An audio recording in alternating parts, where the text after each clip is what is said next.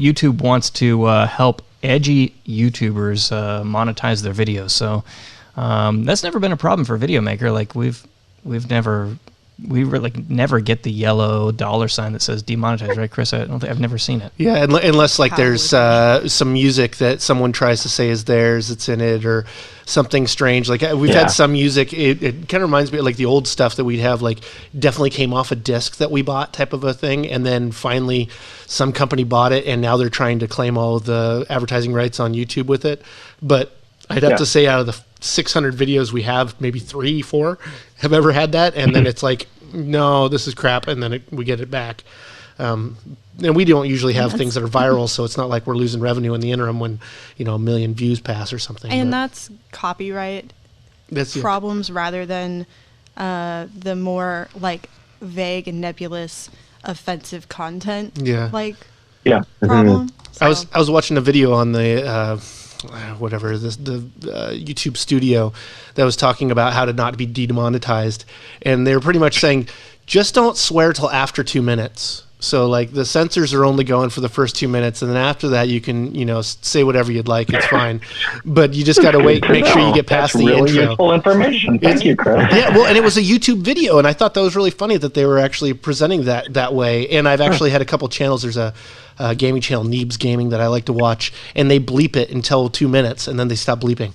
And I think it's just because their editor's lazy and realizes that they don't get demonetized. That seems like a pretty short-sighted strategy, right? Because YouTube has shown that they will like switch their system on a dime, right? And suddenly like millions of people will be demonetized overnight. Yeah, well, I think it's just, not everybody makes videos that have long legs, so it's like, if it worked for 6 months, that's good enough. It was only a couple years ago that they had that sort of shift in their structure, remember? And they're like, oh, we're not going to monetize these industries. We're not going to monetize, these kinds of products.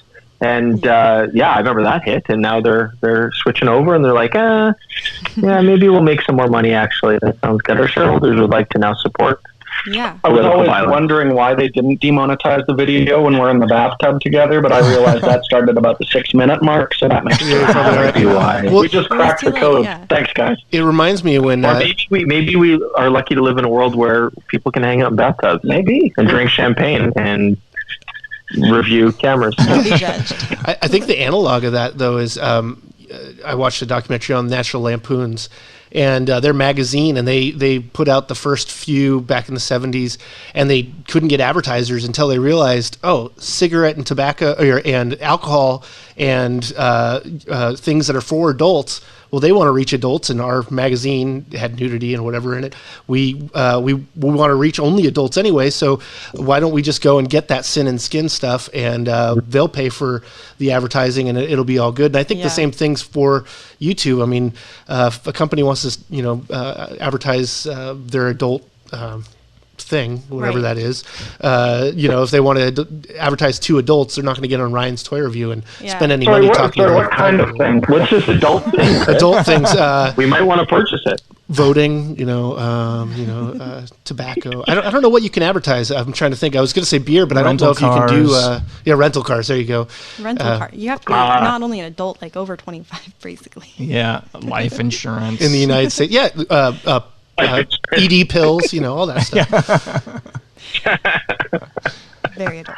Well, it seems like I don't know. I don't know how this is going to work, but I'm not a Google engineer, obviously, but they're using these automated systems and to try to detect what's edgy and what's not. But I'd imagine that if you're selling Lagunitas IPA, not a sponsor, but would love you to sponsor. You're going to want to advertise to adults, and sure, that means maybe like let's be on some YouTube channels with swearing and some stand-up comedy videos and whatnot. But how does YouTube know where to draw the line between that and like racism? Videos, the nuance between a good joke and racism could be very. And then obviously, and then how do you do that with also sort of not marking something as edgy when it's just like news related to controversial topics, right? Like, Yeah, I think there's. Well, I think the important thing is Google knows absolutely everything about every one of us. So they also own YouTube. So they should just say, like, hey, we've gone through this guy's emails. He's a racist. We're not going to let him watch any more racist videos anymore. But we will send him these very heavily targeted ads, which I'm sure he will appreciate. Targeted ads for racism, but we'll direct him towards videos that will maybe bring him to a more enlightened path. I think that's the solution. I don't think that's going to happen, Jordan. I'm sorry. I don't think it works that way. They kind of have tried with, But I am all for, like, I really don't like the idea of, having a huge company saying what is appropriate for advertisers and what isn't. I do think a lot more of it should be, I can confirm that you're over 18 and that does influence things, because I know the biggest thing is their biggest audience is the 10 to 15-year-olds that are on YouTube all the time. And I do think, there should be some kind of thing saying, like, yes, I can confirm you're an adult. If anyone can, it is Google. And keep things more directed that way. Where it gets a lot rockier is when you start moving over to things like, racist videos and things like that. That's a much murkier thing. But in terms of, like, profanity and things like that, like, I don't know, I think YouTube should be HBO. Yeah. I mean, we bleep our swears and we actually find it funnier. But on that same token, it is that time of year we're going to be doing our annual best and worst of video, and we are going to return to our roots, which is to say we're going to do it at our houses, at one of our houses. We don't live together, by the way. I don't know how many people don't realize that out there on the internet. Jordan and I are not lovers. We don't live together. We are married, but it is like people have been married for like 40 years. And we don't even hold hands in public anymore.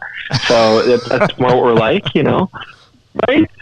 The magic is gone. But, that's the only thing. We're not married to each other. We don't live together. But we're going to do our best and worst stuff back at one of our houses, classic like we always did. There's going to be a fireplace. It's going to be really nice. And we're going to get wasted.